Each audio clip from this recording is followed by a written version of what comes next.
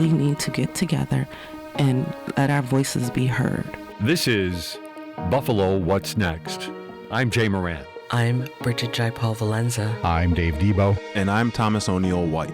After May 14th, how can we afford not to talk about race? About education, about segregation, about humanity. Since the dawn of this nation, racial violence has existed. The way we have designed our society has a big hand in what occurred in that Tops Market. The suburban area, everywhere, we must work and teach our children. We need to make sure that we put more funding in our programs that help prevent gun violence and more money into art. If we're going to have some real healing, we've got to have space to tell some uncomfortable truths. This is Dave Debo. Today, on Martin Luther King Jr. Day, we take you to one of the recent events commemorating Dr. King's life, the 43rd Annual Community Celebration honoring Dr. Martin Luther King Jr. took place this past Friday. Rather than its usual location at Kleinhans Music Hall, this time it was at the Merriweather Library, just a block from the Tops shooting scene. The event was like other years, though in some ways it featured song and dance and poetry and readings from, among others, Buffalo school students, this year's students from the Buffalo Academy for Performing Arts. And as in past years, the Master of Ceremonies was author and former City Council member Cliff Bell. It's a pleasure to be with you, and this is a special place for me, too. The public library is a place of service. Brother Bell, having brought up in a family that made it our theme to be a family of service. You young people are involved in that today. This is one of your long journeys to serve. And it's such a special opportunity for you because a lot of people will look at you and what you're doing, not only here, but wherever you go. They look at you and make a decision about what they're going to do based on how you influence their lives. I just hope that before you leave here today, you're going to see people on this program who have dedicated themselves to public service, sometimes at the expense of personal spending or personal family relationships. So you know you're in an age now where you're beginning to make decisions about where you want your life to go. What do I want to be? What do I want to do? Dr. King's book was the Bible. He was a man of the cloth. He was a man of principle. And his skills were speaking, oratory. When I first started hearing Dr. King speak, I had to go get the dictionary because some of the words he was using in his dialogue to explain what was going on and why we wanted to go and why we wanted to do what we wanted to do. I said, well, wait a minute, Webster, help me. But as I read more, and you should do this, whenever you get an opportunity, read some excerpts of some of his speeches. This man was dedicated in a way to equality, freedom, that cost him his life. As you know, he was assassinated. That's something about standing up for what it stands for. There's a price to pay if you're a person of principle. But the thing is, always be sure that someone respects you and what you stand for. Don't worry about love. I know people that hurt the one they love, but they never hurt someone they respect.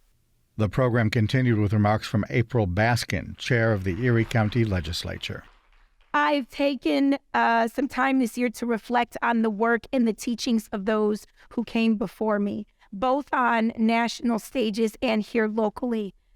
People like the great Dr. King, people like the Honorable Shirley Chisholm, people like the great Frank Merriweather Jr., the great Dr. Eva Doyle, the great Honorable Brother Bell.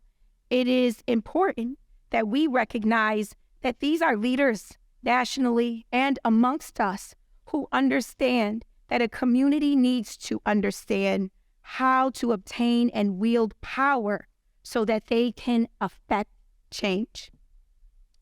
The power of the public sphere, the power of the bully pulpit, the power of political office, the power of the press. Now, although we are here to discuss Dr. King, it's actually a quote from his queen this year, Coretta Scott King, that struck me as I considered the terrible year that we have had here in Buffalo. And Ms. King said, "It does not matter how strong your opinions are. If you don't use your power," now say with me, my power, my power. Queen King said, "If you don't use your power for positive change, you indeed are a part of the problem." 2022 tested our community to its limit. The recent blizzard exposed the continuing plight our most vulnerable community members face. And nearly 3 years after the start of the pandemic, and less than a year after a mass shooting, racial mass shooting targeted towards the Black community right here on Jefferson Avenue, many of our neighbors continue to live by the knife's edge. I have watched our community struggle against systemic racism in politics, systemic racism in economics, and systemic racism in healthcare. And this is why I've decided to dedicate my agenda and my work as a county legislator solely to equity, removing the barriers to access and empowering the Black community to develop resources, develop institutions, and develop businesses that serve their needs. I decided to figure out in every situation, every single day that I wake up, where do I have influence? Where does my power lie today? When the state and the county decided that they were going to give the Buffalo Bills a brand new stadium, I decided to look at where can I have influence in this situation? Now that deal, once it's done by all the powerful people that make that deal, it has to come before me at the county legislature. I said, ooh, I got some power here. And I immediately began to speak out. If we are going to take taxpayers' dollars, the public's dollars, and invest millions of it in a new state-of-the-art NFL stadium, we must likewise get a part of this deal, millions of dollars that is going to be reinvested into our community. I fought for that, and right now we are negotiating that. We are going to have a brand new state-of-the-art NFL stadium, and we are going to have, along with that, millions of dollars of reinvestment into community needs. And that's because I took that time to realize I'm not the governor. I'm not Mark Polk. I'm not the county executive. I'm not the Honorable Byron Brown, but I am April Baskin. And I got some influence in every situation. You have influence, and you got to figure out where it is, because if you don't, you are indeed a part of the problem. During the height of the pandemic, when people of color made up 37% of the positive cases in Erie County, all the while making up only 19% of the population, it drove home to me that this pandemic that hit us worldwide, it was disproportionately impacting Black people and brown people. And so I said to myself, I'm no special fancy guru on health, but I do know this: Black people and brown people are suffering at a greater rate than our counterparts. And I have influence. I have something that I can do. So I wrote a law requiring the county to implement an Office of Health Equity, to develop a division of the health department that will solely study the needs and the disparities of health in Black and brown communities. I put that law up for a vote. It passed. And this year we have, and forever we will have, an Office of Health Equity. But I'm only one person. I'm one elected official of over 100 here in Erie County. But even though I'm one person, one single mother from the west side of Buffalo, I still realize that there is power within me. There's lots of things that I can do, and there's lots of things that I have influence over. My district, my children, and you too. You have the power of influence. You can influence your classmates. You can influence your Sunday school class.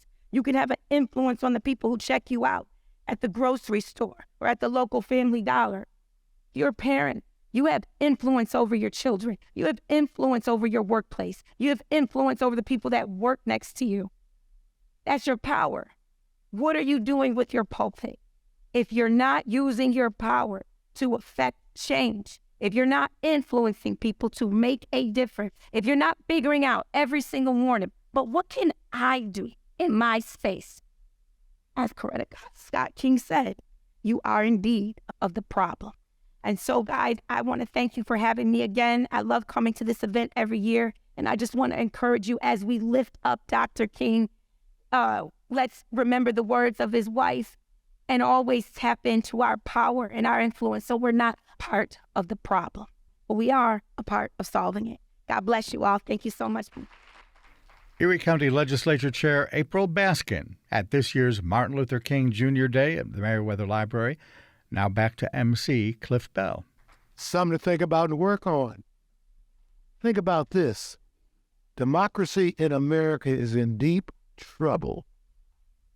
And if we don't speak up and have something to say about where we're going, it's going to happen.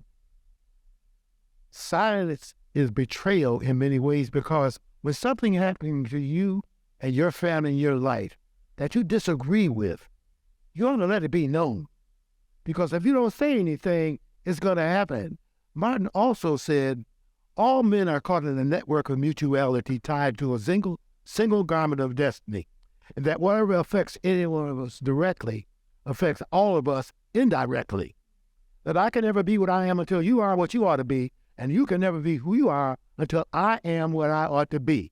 That is the unescapable reality of life. So people can do something 1,000 miles from you. If it's a wrong move in the wrong direction, it's going to invariably have an effect on you right here in Buffalo, New York. So speak up, act up, show out. Let yourself and your presence be known. Now I'm about to introduce a couple other people. See, the advantage I have of being old and been in Buffalo so long is I know almost all the old people that came, or younger people that came behind me. Two of these much younger people that I'm going to introduce to you now, who I belong to the nationally known women's organization of storytellers. Now, one is Karima Amin. Karima Amin is working a strong program for prisoners have people too. They're concerned about the justice system, where obviously so many things have been done to African Americans and other people of color that has been injustice. And she's working on that, and she's a great speaker. She's appeared on some of our programs of the Martin Luther King Celebration Committee that I chair for 30 years in the city of Buffalo. The other partner in this speaker setup is Sister Holly, Sharon Holly. Sharon Holly comes from Jawanda Books. Does I say that right, Sharon? Zawadi. You know what I'm talking about? If you don't know, you ought to keep quiet. The Zawadi Bookstore, her and her husband, Kenneth, have been owning this store for probably longer than any other acting bookstore around, especially featuring African-American literature and all other kind of writings and things that can help educate you about the fantastic things that African-Americans have done historically that many of us don't know anything about. If we were to take a serious research of the things that African-Americans have contributed to society in general and the progress and development of the United States of America and invariably the world, they would be very proud. So stand up, I'm black and I'm proud. All right, I want them to come to us now to make their presentations. Welcome you, outstanding young ladies of storytelling background. Come on down. Up first, Sharon Holly, in a performance from Friday's event re-recorded for this broadcast. She talked and sang about one of King's colleagues, Rosa Parks. Thank you, Miss Rosa. You were the spark. Started our freedom movement. Thank you, Sister Rosa Parks. December 1st, 1955, our freedom movement came alive. And because of Sister Rose, we don't ride at the back of the bus no more. Sister Rosa was tired one day after a hard day on her job. All she wanted was a well-deserved rest, not a scene from an angry mom. The bus driver said, "You got to get up, 'cause a white person wants your seat." But Sister Rose said, no more. I'm going to stay right here and rest my feet. And that's why we say, thank you, Miss Rosa. You were the spark. Started our freedom movement. Thank you, Sister Rosa Parks. Can you say it again? Thank you, Miss Rosa. You were the spark. Started our freedom movement. Thank you, Sister Rosa Parks. So the police came without fail and took Sister Rosa off to jail. $14 was her fine. Dr. Martin Luther King knew it was our time. So the people of Montgomery sat down to talk and decided that all God's children should walk until segregation is brought to its knees and we obtain freedom and equality. And so we say, thank you, Miss Rosa. You were the spark. Started our freedom movement. Thank you, Sister Rosa Parks. Thank you, Miss Rosa Parks. Thank you, Sister Rosa Parks. African-American storyteller Sharon Holly from Zawadi Books and the We Are Storytellers group. Up next, storyteller Karima Amin in a performance given during Friday's MLK program, once again re-recorded here for the sake of this broadcast. Let's pay tribute, let's salute the builders of our nation no one can refute. With African minds, hearts and souls, these men and women, the brave and the bold, they light a fire beside us, aspire and guide us, promoting our struggle in positive ways. They deserve our honor, they deserve our praise. On the rocky road to liberation, let's give due respect to the builders of our nation. See them collectively, wise and strong, moving righteously against the wrong, but truly divide us and dehumanize us. These wrongs are cold and they ignore our goal to build a strong nation on the realization that we brothers and sisters work total liberation. From the cradle of civilization came a first world strife to build a nation through the middle passage, through slavery's ravaged, through black codes and lynchings and destruction so savage. But we survived, the nation builders still fight for our freedom, justice, and equal rights. To America they came, not by choice, to alien land where they had no voice, till they realized the mighty truths for us all. United we stand, divided we fall. These fathers and mothers and sisters and brothers were not lowly slaves, but African warriors with the will to survive. That's why we are alive. Now, hear this role of the brave and the bold, the men and women who defied the cold, to struggle and strike, to give us life. Gabriel Prosser, Nat Turner, Dave Walker, abolitionists all, we're not slaves. We stand tall, sisters, brothers, sisters, tough in the truth. They stood tall and they proved beyond a shadow of doubt what real strength is about. Du Bois set the pace for the swift in this race towards justice and truth. Malcolm X did it too. Garvey led it his way. Ida B had her say. Booker T had his day. And they showed us the way through words, written and voiced. They said that we had the choice to lead or be led, and that blood might be shed. Dr. King told us too, Rosa Parks and Fannie Lou, that the ultimate prize would allow us to rise above ignorance and pain. We got a world to reclaim. Oh, it's a mighty legacy that will set us free and take the chains from our brains so that we can reclaim a sense of power and strength that makes us women and men. Woodson, Rogers, and Clark brought us out of the dark. Bethune and Mays said there'll be better days. Huey P., Stokely, Rapp, they were the cats with the mat. Frederick Douglass, of course, said that we must enforce our demands in a way that will say we don't play. It's a mighty legacy that will set us free. So let's pay tribute, let's salute the builders of our nation no one can refute. With African minds, hearts and souls, these men and women, the brave and the bold, light a fire inside us, inspire and guide us, promoting our struggles in positive ways. They deserve our honor. They deserve our praise. Up next, a series of monologues and remarks recorded for this broadcast, written and read by various students from Buffalo's Academy for the Visual and Performing Arts. This introduction is excerpted from an article by Hannah Cox. Martin Luther King Jr. once said, "True peace is not merely the absence of tension. It is the presence of justice." In order for this country to truly find its way back to the domestic tranquility promised in the U.S. Constitution, there's much injustice to be reckoned with.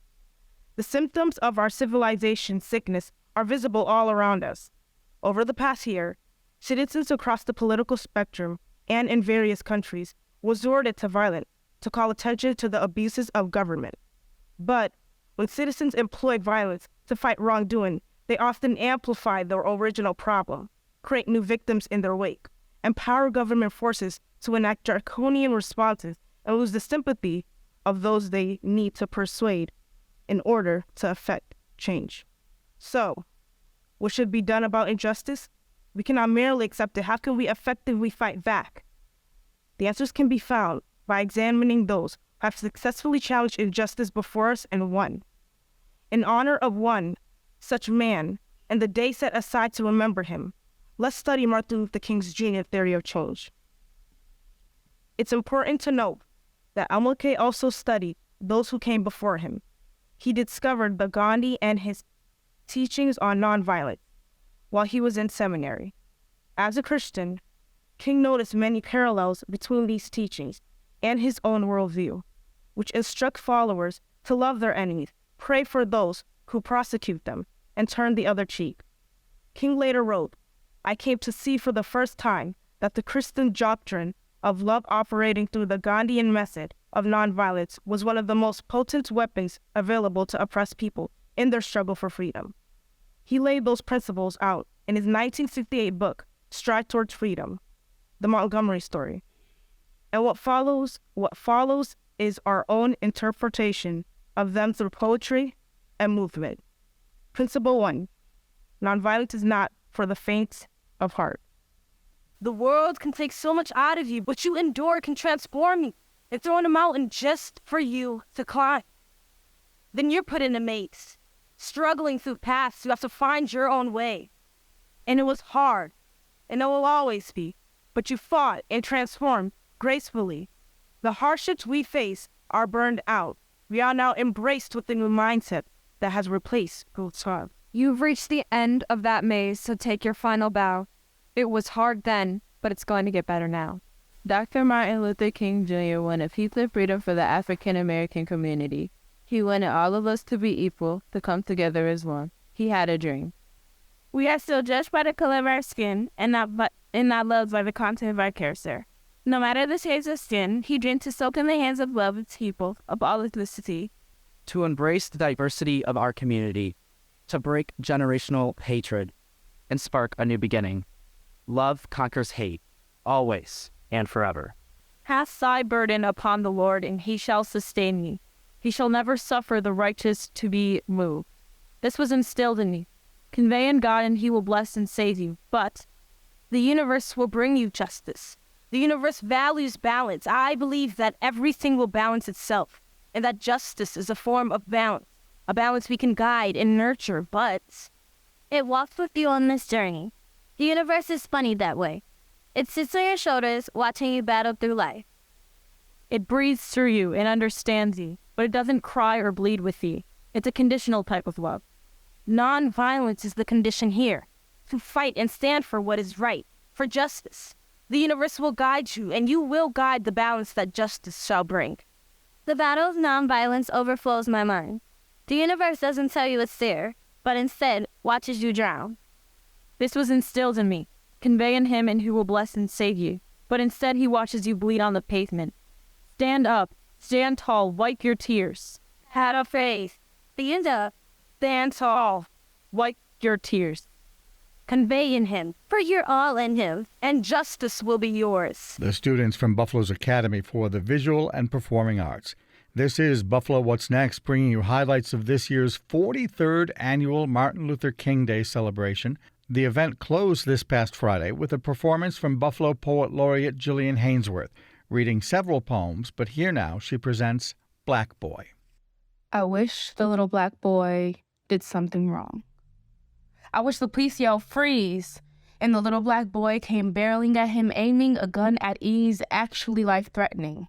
So when the cops have to fight and the bullets take flight, no one has to hide and no one has to lie because the little black boy did something wrong this time. I wish the video of the incident leaked on Facebook and the whole world tuned in to get a better look, and we could all collectively say, yeah, that sucks, but he had it coming all along because this time the little black boy did something wrong. I wish I could watch it on TV with my nephews and say, you see what he just did? That's something you should never do, because it's easier to explain why he's laying dead in the street, bullet wounds still steaming from the lead and the heat, than to say no justice, no peace, or RIP when the little black boy did nothing wrong. And it's easier to explain what's wrong and what's right, what's black and what's white, than the in-between where gray lies. And it's easier to mourn the loss of someone, a mother burying her son, when you can look at her and say, I'm so sorry, Mama, but this time your little black boy was wrong. Black Lives Matters is not a badge of honor. It's not a hate group. It's a message to our youth. It's a reminder saying you mean something in a world where if you go 10 miles over the speed limit, they might try to kill you. And I am so sick of saying, put the guns down, little Black boys. The right to bear arms doesn't apply to you. And if your jeans are too baggy or your voice is too loud or you know your rights or you live on the good side of town or you live in the hood or your job is too good or your car is too nice or your skin ain't light or your money is too long or your personality is too strong, be careful out there because you might be gone even if you're a little Black boy who did nothing wrong. And in case you haven't noticed, we're still singing the same song.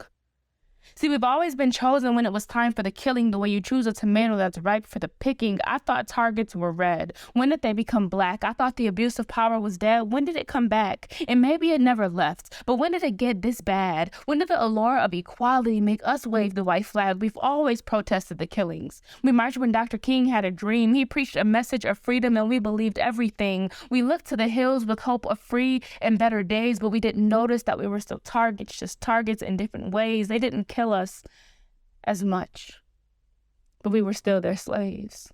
And they used systematic oppression instead of whips and chains. They compared us to each other, like some were better, not the same. Like we were all stuffed onto the same boats, like we didn't get here the same way. They locked us in cells and they threw the keys away. They left us broken in the hood. They didn't even need a grave. They sent us to the schools that were falling apart. When we finally found our leaders, they stabbed us in the heart. They sicked their dogs on us. And they hung us from trees. They made it very clear that we were never really free. You see, we drank from different fountains. Success with different tools. We used the back door. We followed different rules. We were taught that we were different and that different ain't right. That's why to this day, speaking proper is speaking white. But as our standards rose, their fears grew. They were stunned when we sat at that counter singing, "We should not be moved," and they were afraid when Rosa Parks sat at the front of the bus, and when a white man went in her seat, she refused to get up. They panicked when Malcolm X gathered a group of his brothers, when we policed the police and made life safer for each other, and when Angela Davis proclaimed, "We ain't scared no more." We gave the ones who wanted us afraid a new goal to reach for. They realized they couldn't kill our spirits. They couldn't kill our souls, they couldn't kill our minds, and they couldn't kill our hope. So they targeted our Black boys who did nothing wrong, and they killed them for wearing hoodies and playing with toy guns. They choked them for selling Lucy's, ignored the "I can't breathe," and they didn't get in trouble. They seem to walk away scot-free, but we can't let them get away with anything. So while they target us as individuals, we have to build our team. We have to show our youth that they are worth something and teach them to aspire for more than a pair of Jordans and some bling. When you know better, you do better. So allow me to preach. There is nothing we can't do. There is no goal beyond our reach. We are culture creators. They want to be like us. Match our style, match our swag, and it still ain't dope enough. They will try to keep us down and they will continue to be mad. So let us be great. Ignore the hates. As a matter of fact, they should target that.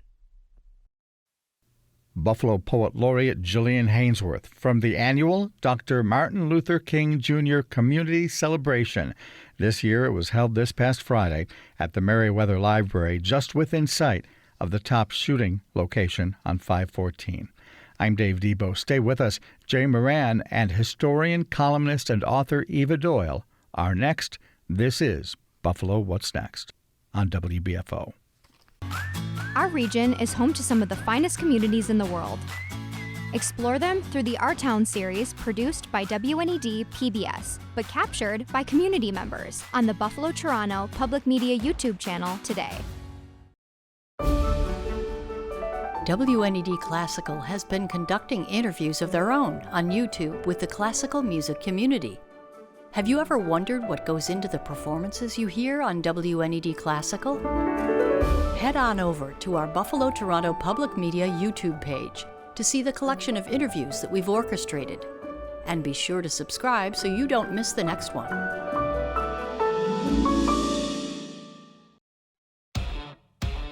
Watch Buffalo's Voices of Steel on YouTube. The original WNED PBS production captures the legacy of the steel industry in Western New York through the voices of the people who worked in the mills. Anybody who never saw the steel plant in operation missed something. I always told my kids that. They really missed to see what it was like to make steel. Through remembrances of the workers, Buffalo's Voices of Steel showcases the pride Western New York still feels about its steel-producing past. Watch it now on the Buffalo Toronto Public Media YouTube channel. And don't forget to subscribe while you're there. This is Buffalo What's Next, where we have conversations with the community about moving forward. To have your voice heard, press the Talk to Us button on the WBFO app, and we'll work to get your questions and comments on the air. Join us on Twitter at WBFO or email us at news@wbfo.org. Together, we'll have the conversations that are needed. This is WBFO, your NPR station.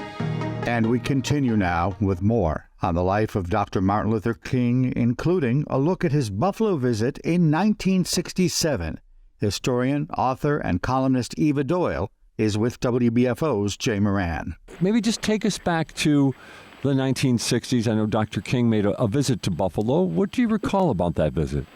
I was in my 20s at that time, and so I really had not remembered it until, because I'm always doing research, being a writer and a historian, so I looked it up, and I found out that Dr. King came to Buffalo on November the 9th, 1967. And he spoke at Klein Hans Music Hall. He was invited by the graduate students of the University of Buffalo to come. And a few weeks, maybe about 3 weeks before he came here, Dr. King was arrested for protesting, with some of his colleagues before he came to Buffalo, and then he spoke here at Klein Hans to a large audience. Members of the student body of the State University of New York at Buffalo, it is always a very rich and rewarding experience when I can take a brief break from the day-to-day demands of our struggle for freedom and human dignity and discuss the issues involved in that struggle with college and university students. And he spoke on a number of issues. Now, this was actually a little bit during the time after the Buffalo riots. We had a lot of riots in Buffalo, Jefferson and William Street. And so he came to Buffalo. He did meet with some of the black political leaders, but there was another group of African-American clergy in Buffalo who did not welcome Dr. King's visit to Buffalo at that time.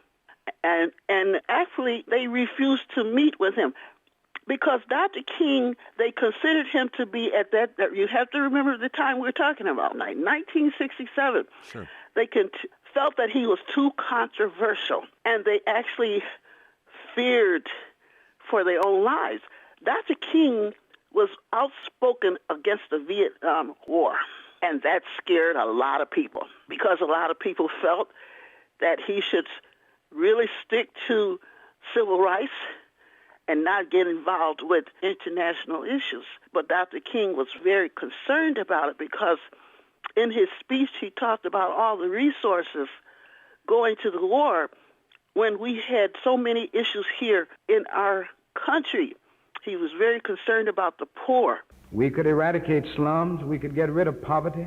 And the beautiful thing about it is that when you get rid of poverty for the black man, it uplifts the whole society. Because I'm concerned not only about the poverty of the Negro, I'm not unmindful of the fact that American Indians are poor. I'm not unmindful of the fact that my Puerto Rican brothers are poor. My Mexican-American brothers are poor. I'm not mindful of the fact that my Appalachian white brothers are poor. And by solving the problem of poverty for the black man, it will solve the problem of poverty for every person who is poverty-stricken in this nation. America has the resources, and in the civil rights struggle, we've got to gear our efforts toward bringing this kind of program into being by putting pressure on the powers that be. What worries me so much is the question of whether our nation has the will.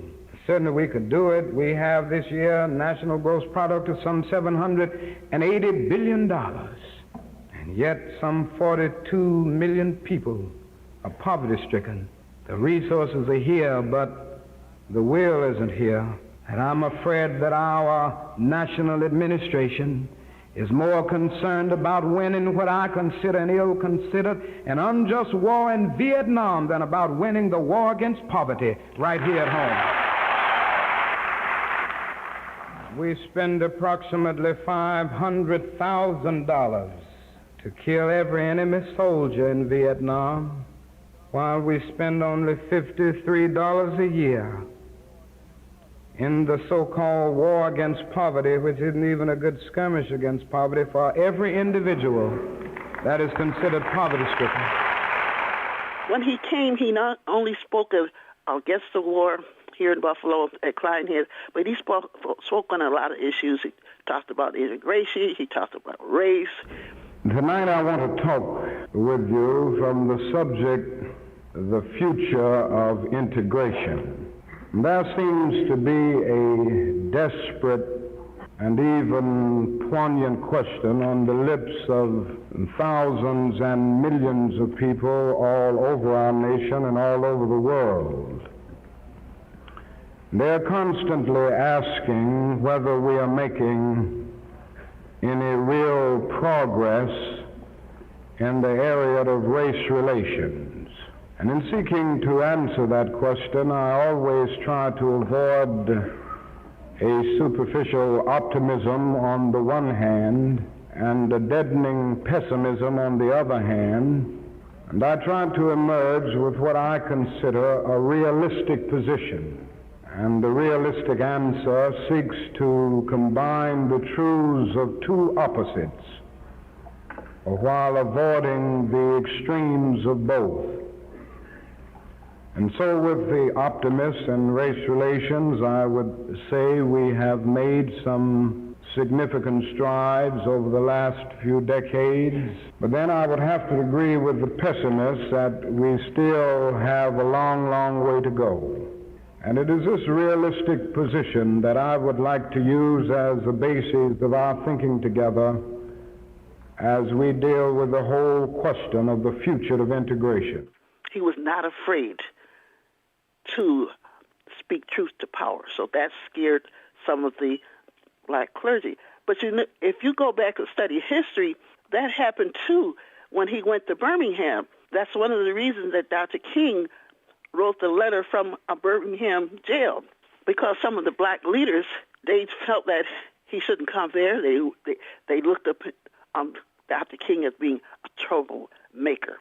So when he wrote that letter from the Birmingham jail, he didn't have a lot of paper, and so he wrote it on pieces of tissue paper to say, I'm here in Birmingham because injustice is here. Now, fast forward to today, certainly we honor and we reflect on the work of Dr. King. But I have always felt this, being an educator, I taught school in Buffalo for more than 30 years. I always felt that people really did not know the life of Dr. King. Because if you think about it, whenever people talk about Dr. King or you see images on the media and the news, he's saying the I Have a Dream speech, which was one of the greatest speeches that has ever been written. I take nothing from that. I'm mindful that some of you have come here out of great trials and tribulation. Some of you have come from a jail cell. Some of you have come from Hanesworth, quest for freedom. Left you battered by the storms of persecution and staggered by the winds of police brutality. You have created suffering and couldn't to work with the things.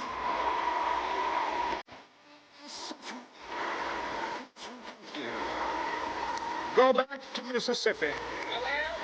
Go back to Alabama. Go back to South Carolina. Go back to Georgia. Go back to the slums and ghettos of our northern cities. Knowing that somehow this situation can and will be changed. Let us not wallow in the valley of despair. I say to you today, friends,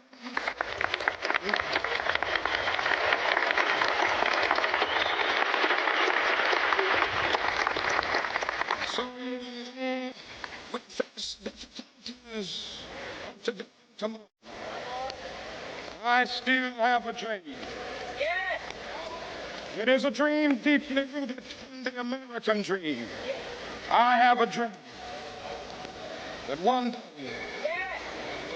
this nation will rise up and live out the truth of its creed. We hold these truths to be.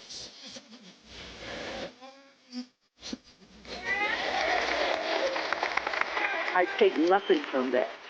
But my question has always been, had we reduced Dr. King to that speech, I have a dream, and we had not really taken the time to learn about this man and all the things that he was, that he stood for. And so I made it my business as an educator to make sure the students really did know about Dr. King. And not just that one speech. I used to write plays when I was teaching at the Campus West School. And, you know, when I first started teaching there, Mr. Moran, I taught there for the last 25 years of my career. But I found out that nobody in that school at that time now was really doing anything to really celebrate Dr. Martin Luther King. So I decided, and I got permission from the administrator, to every year I did an assembly program with my students. For 18 straight years, I did this assembly program, and I had my students put on a play. I had them memorize his speeches. Not only I Have a Dream, but I Was a Drum Major for Justice, all these speeches. Every now and then, I guess we all think realistically about that day when we will be victimized with what is life's final common denominator. That's something that we call death. We all think about it, and every now and then I think about my own death, and I think about my own funeral, and I don't think of it in a morbid sense. And every now and then I ask myself, what is it that I would want said? And I leave the word to you this morning. If any of you are around when I have to meet my day, I don't want a long funeral. And if you get somebody to deliver the eulogy, tell them not to talk too long. And every now and then I wonder what I want them to say. Tell them not to mention that I have a Nobel Peace Prize. That isn't important. Tell them not to mention that I have 300 or 400 other awards. That's not important. Tell them not to mention where I went to school. I'd like somebody to mention that day that Martin Luther King Jr. tried to give his life serving others. I'd like for somebody to say that day that Martin Luther King Jr. tried to love somebody. I want you to say that day that I tried to be right on the war question. I want you to be able to say that day that I did try to feed the hungry. I want you to be able to say that day that I did try in my life to clothe those who were naked. I want you to say on that day that I did try in my life to visit those who were in prison. I want you to say that I tried to love and serve humanity. Yes, if you want to say that I was a drum major, say that I was a drum major for justice. Say that I was a drum major for peace. I was a drum major for righteousness. And all of the other shallow things will not matter. He said more than I have a dream. And so during that 18-year period, I was able to talk to the teachers, and I had students in that whole school from kindergarten to 8th grade participate every year in the Dr. King program. That was one way I was able to teach the students and to expose to the teachers more about the life of Dr. King. So that's the only regret I had all these years, that we really have not learned as much as we could about Dr. King and some of the things that he stood for.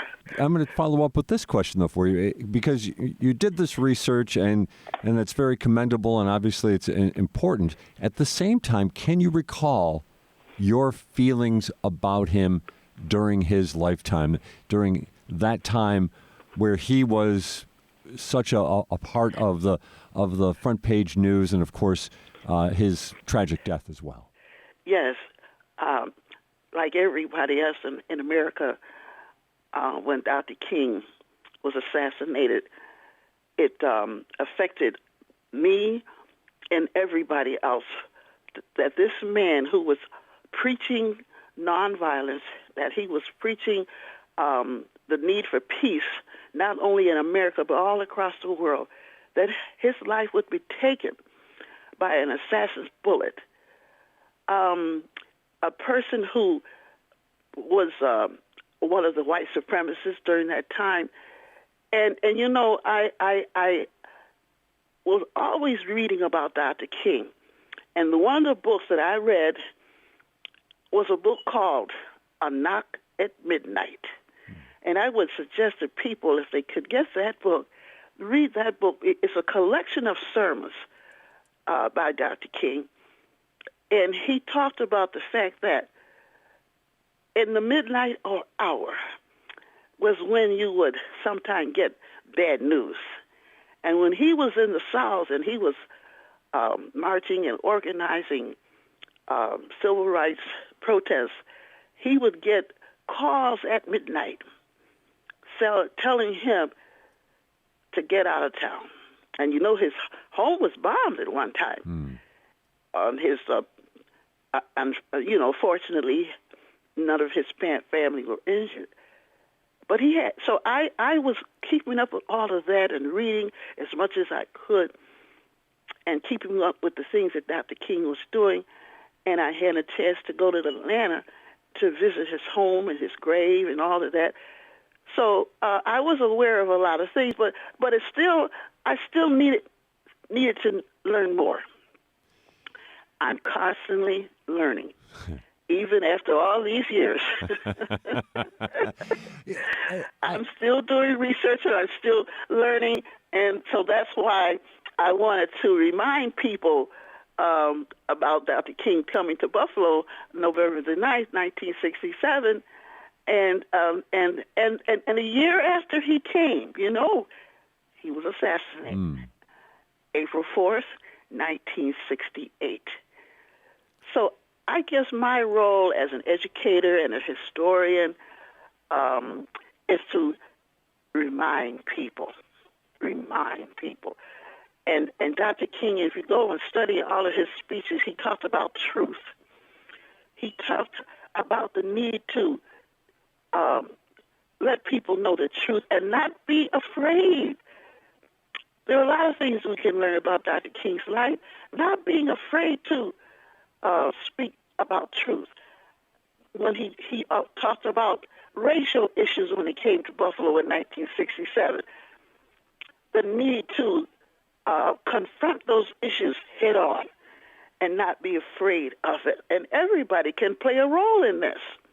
You don't have to be a great speaker or a preacher, but in your own lives and your own relationships with other people, you can do things to counter the race. And we still have the problems here today.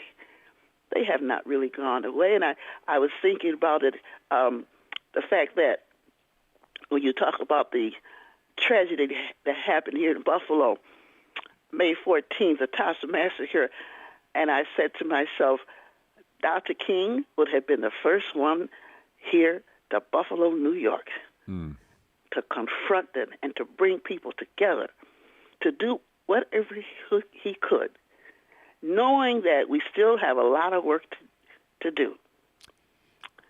And he was not afraid, as the late Congressman John Lewis coined the phrase, he was not afraid to get into good trouble. It's interesting, how you said you feel that sometimes his life has been framed by that great "I Have a Dream" speech. Yes. Is there one lesson that you've learned about Dr. King through all of your research that you definitely want people to know about him moving forward?